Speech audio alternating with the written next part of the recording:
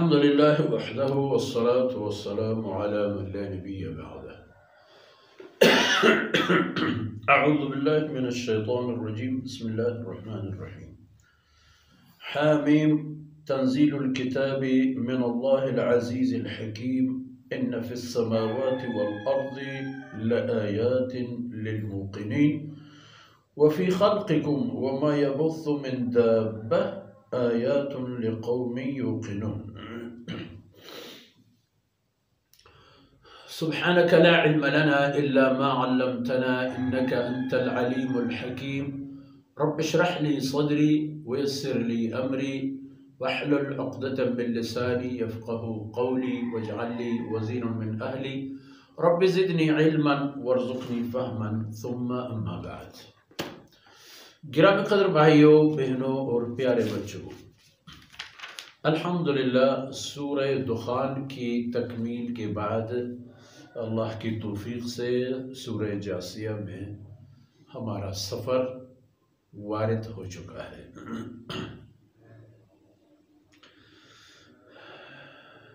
مضمون کے اعتبار سے یہ تقریباً تمام صورتیں ملی جلی ایک حالت اور کیفیت کی بیانگر ہیں۔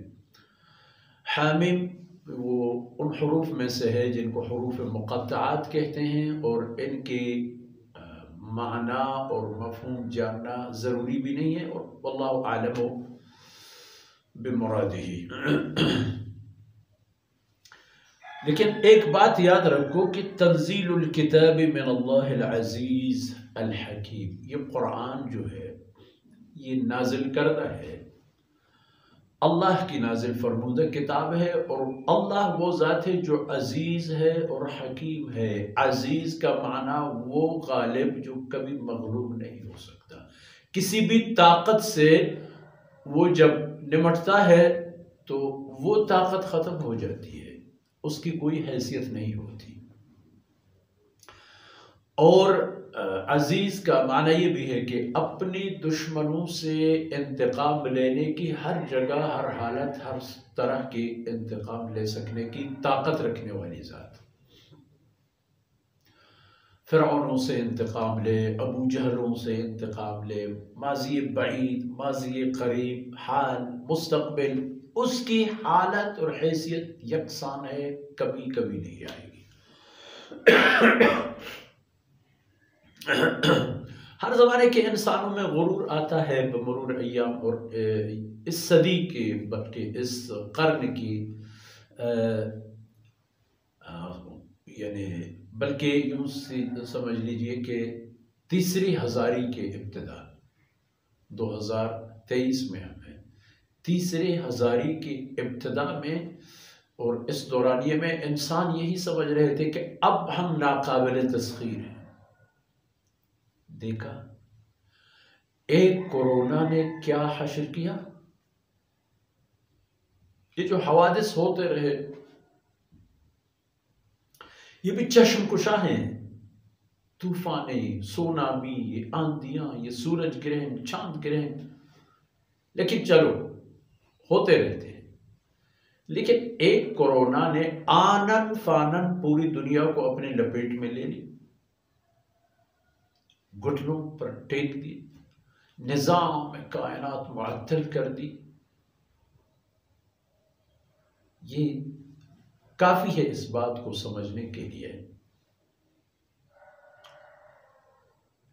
کہ اللہ رب العزت کی ذات وہ قدرت رکھنے والی ذات ہے کہ کچھ بھی کر سکتا ہے جب بھی چاہے۔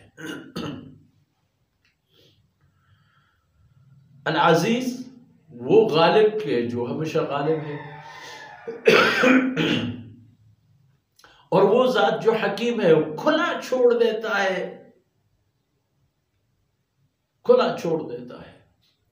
یہودیوں کا صفایا کرتا ہے بقول ان کے ہٹلر، اور انتقام لیتے ہیں وہ فلسطین سے، مسلمان سے، امت مسلمہ سے، رہنے دیتے ہیں، سلطنت بنا لیتے ہیں، یہودی سلطنت، یہودی قومیت بنا لیتے ہیں، سلطنت بنا لیتے ہیں، دنیا کے تمام یہودیوں کو اکٹھا کر کے ان کے افزائش نسل کے یوں سمجھ لیجئے کہ ایک کارخانہ بنا لیتے ہیں سرزمین فلسطین کو، رہنے دیتا ہے۔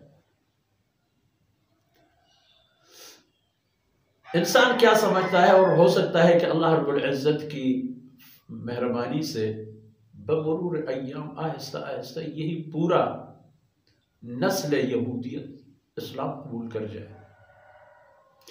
چند سال پہلے کی بات ہے،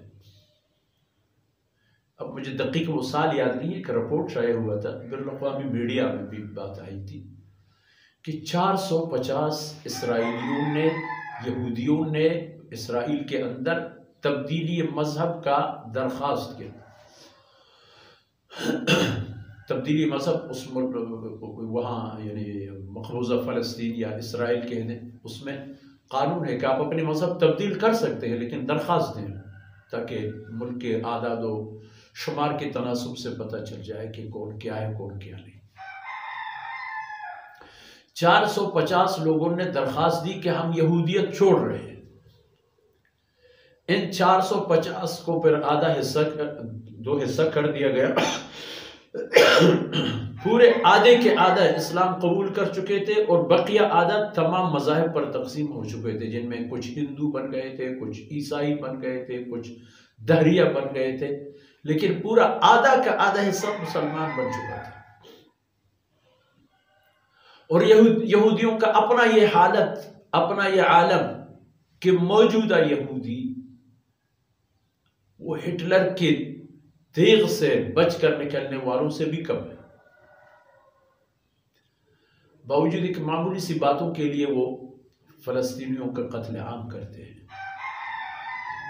لیکن اللہ کا نظام ہے، حکمت الہیہ کیا کرتی ہے، دنیا کے سامنے یہ ثابت ہو جاتی ہے کہ حق کون، باطل کون، جائز کون، ناجائز کون۔ وہو العزیز الحکیم، تنزیل الکتاب من اللہ العزیز الحکیم، یہ قرآن نازل فرمودہ ہے اللہ کی، جو ہمیشہ غالب و طاقتور ہے اور حکمتوں کا مالک ہے۔ ان فی السماوات والارض، اے اہل ایمان،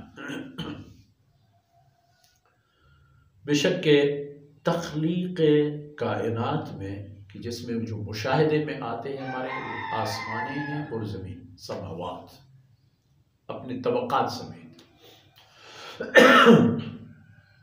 تو قرآن کی گواہی کے مطابق 7 طبقات ہیں آسمان کی، جو کچھ مشاہدے میں آتے ہیں اور کچھ نہیں۔ فرمایا ان تمام کی تمام لآیات للمؤمنین، ایمان والوں کے لیے قدرت الہیہ کی نشانیاں ہیں یہ۔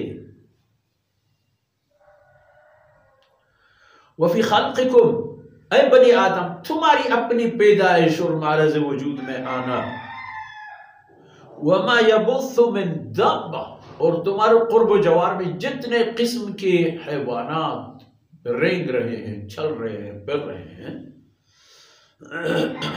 ان تمام میں نشانیاں ہیں، لیکن ہر ایک کے لیے نہیں، لقوم یوقنون، ان لوگوں کے لیے جو اللہ رب العزت کی فرمودات پر یقین کرتے ہیں۔ ویسے تو انسان نے چاند پر بھی قدم رکھا، کیا دیکھا اس نے؟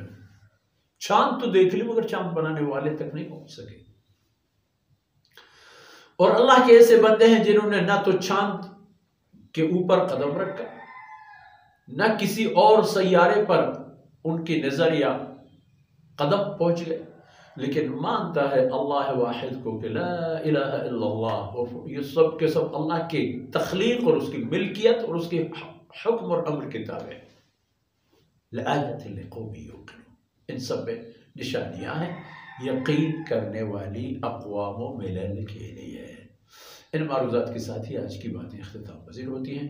اللہ رب العزت کوتاہیوں سے درگزر فرمائے۔ وصلی اللہ علی نبینا محمد وعلی آلہ وصحبہ۔